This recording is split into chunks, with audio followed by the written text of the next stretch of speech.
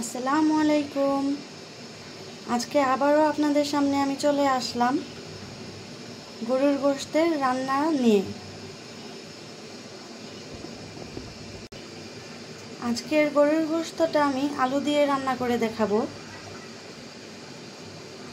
একটু ঝোল ঝোল করে রান্না করব, কারণ এটা আজকে আমি খিচুড়ি দিয়ে খাবো।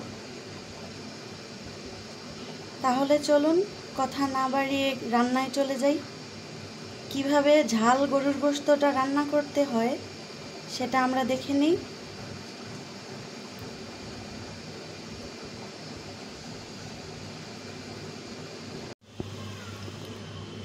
আমি এখানে নিয়েছি আধা কেজির মতো গরুর গোশত আর নিয়েছি আলু।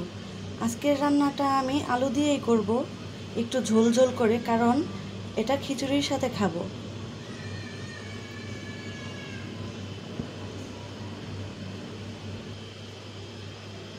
আর নিয়েছি পেঁয়াজ কুচি, আদা রসুন বাটা আর গরম মশলার মিক্সড, জিরা সহ সব মশলা আমি এখানে একসাথে মিশিয়ে নিয়েছি। কথা না বলে চলে আসলাম রান্নায়। আমি রান্নাটা কিভাবে করব সেটা আপনারা দেখতেই পাবেন স্ক্রিনে। আমি চুলায় তেল আর পেঁয়াজ দিয়ে দিয়েছি।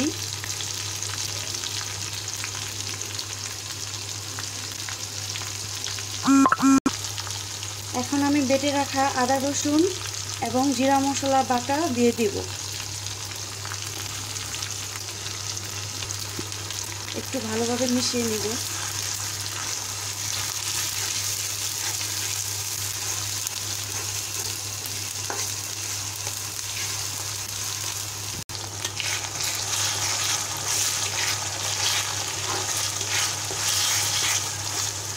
মিশানো হয়ে গেলে আমি এখানে লং, এলাচ, দারচিনি, লবঙ্গ আর কয়েকটা গোলমরিচ দিয়ে দিব।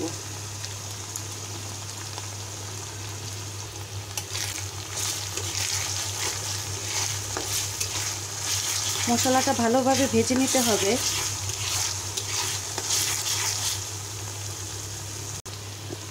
ভাজা হয়ে গেলে আমি দিয়ে দিব হলুদ পাখির।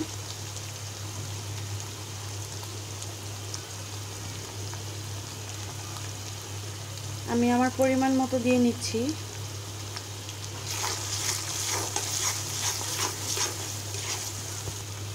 আর দিব মরিচ পাখি। আমি ঝালটা বেশি খাই, তাই একটু বেশি মরিচ পাখি দিব। আমি প্রায় 3 চামচের মতো মরিচ পাখি দিলাম। মশলাটা যেন লেগে না যায় সেজন্য আমি ভালোভাবে নেড়ে নিব। অল্প একটু পরিমাণ পানি দিয়ে দিচ্ছি।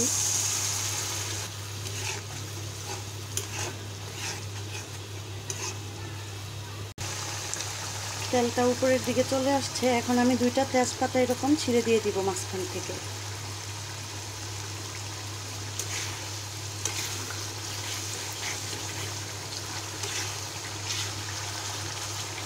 মশলাটা ভালোভাবে কষিয়ে নিতে হবে। আমি আরেকটু কষিয়ে নিব। মশলাটা প্রায় কষানো হয়ে গেছে।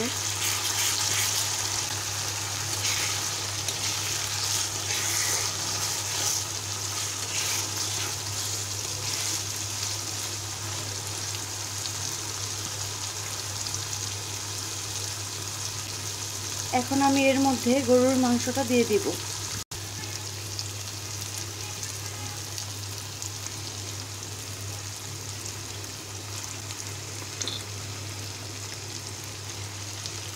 গরুর মাংস আর আলু দুইটা আমি একসাথেই দিয়ে দিব, তাহলে দুইটা একসাথে সেদ্ধ হয়ে যাবে খুব তাড়াতাড়ি।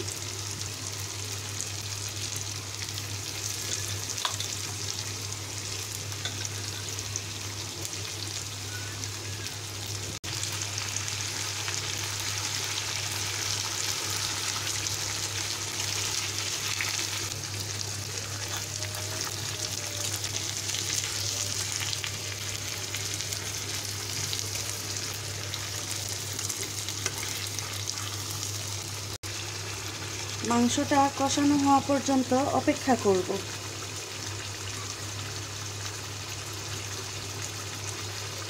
আর একটা কথা বলে নিচ্ছি যে আমার এত অল্প রান্নার কারণ হচ্ছে আমার ফ্যামিলিতে সেরকম বেশি কেউ নেই। আমরা হাজব্যান্ড ওয়াইফ দুইজন পার্সন, সেজন্য আমার রান্নাবান্নাও অল্প। আর আমার যা কিছু আছে তা দিয়েই আমি করে দেখানোর চেষ্টা করছি। আমি এখন এর মধ্যে লবণ দিয়ে দিচ্ছি, আবার একটু নেড়ে দিব।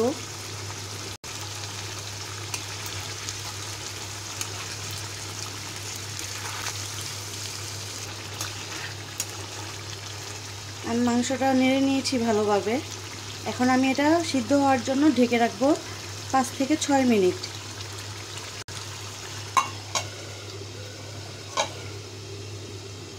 ঢাকনাটা সরিয়ে দেখে নিব এটা কতটা হয়েছে।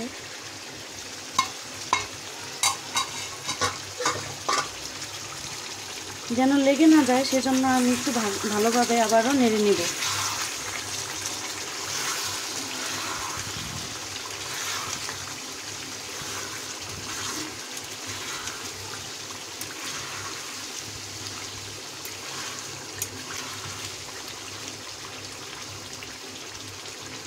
আমি আবারও ঢাকনা দিয়ে ঢেকে দেব যেন এটা ভালোভাবে সিদ্ধ হয় আর এর ভেতরে যা পানি আছে সেই পানিগুলো বের হয়ে আসে সব। আমি আবারও ঢেকে রাখলাম। 4 থেকে 5 মিনিট পর আবারও ফিরে আসব। ফিরে আসলাম কিছুক্ষণ পরেই।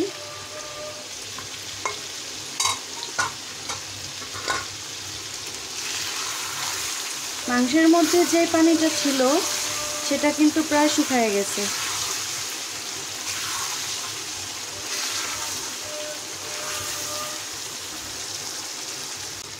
এখন কষানোর জন্য আমি এখানে পানি দিয়ে দিব, অল্প একটু পানি দিয়ে দিলাম। আবারও একটু ভালোভাবে নেড়ে নিব।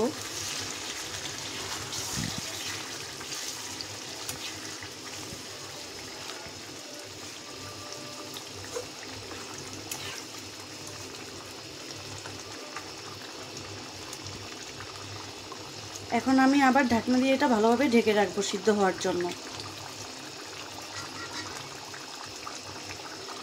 ঢেকে রাখলাম।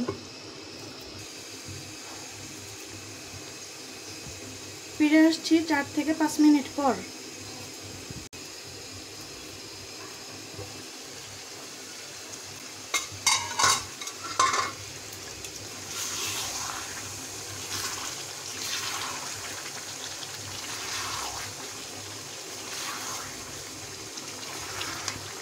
আমার এই ঝাল গরুর গোশতটা কষানো হয়ে গেছে। এখন আমি এর মধ্যে পর্যাপ্ত পরিমাণ পানি দিয়ে দিব ঝোলের জন্যে।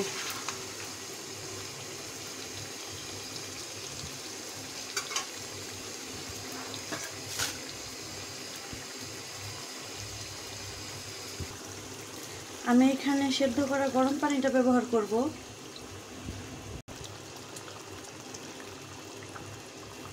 একটু উপর থেকে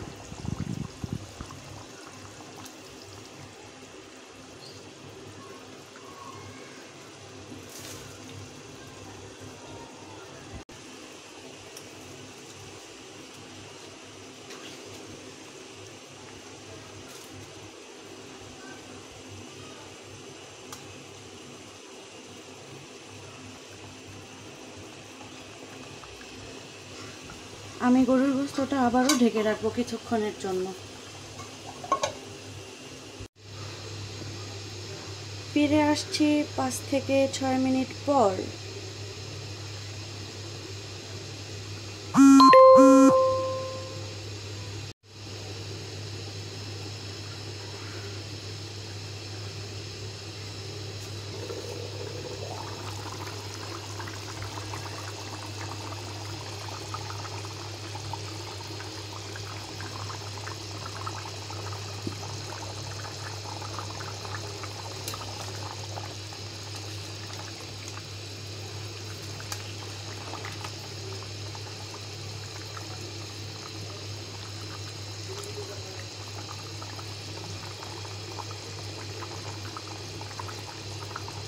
এই গরুর গোশতটা এখন আর আমি ঢাকনা দিয়ে ঢাকবো না, এভাবেই রেখে দিব 3 থেকে 4 মিনিটের জন্য।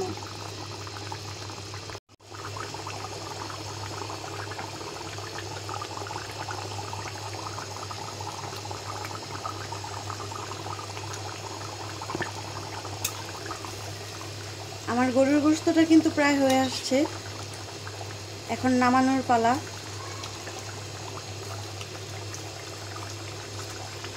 খুব সুন্দর একটা ফ্লেভার বের হয়েছে। এই ঠান্ডা বৃষ্টির দিনে গরুর গোশত আর খিচুড়ি খেতে খুবই অসাধারণ লাগে।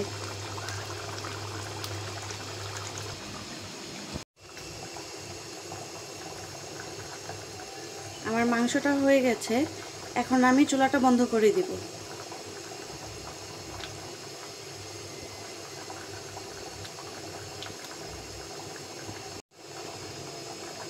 বন্ধ করে আরও 5 মিনিটের মতো ঢেকে রাখবো।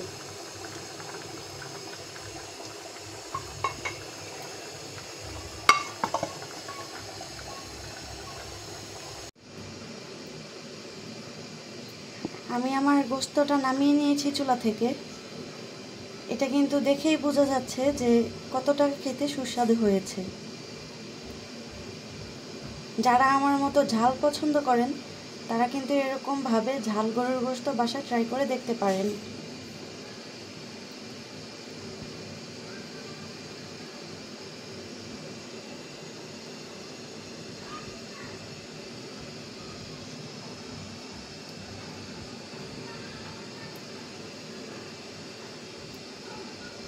আমি আর দেরি করতে পারছি না, চলে যাব এখনই খিচুড়ি দিয়ে গরুর গোশত খেতে।